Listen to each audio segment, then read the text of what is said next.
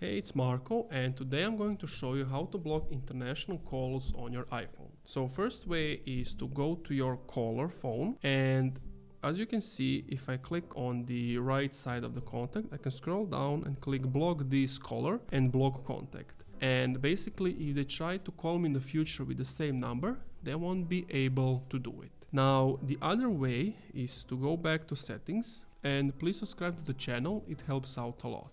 Go to the settings, then scroll down until you see phone, and from there click on silence unknown callers. If you turn this on, calls from unknown numbers will be silenced, sent to voicemail and displayed on the recent list. So whoever is not in your contacts, they won't be able to contact you. And that's it. Thank you for watching this video.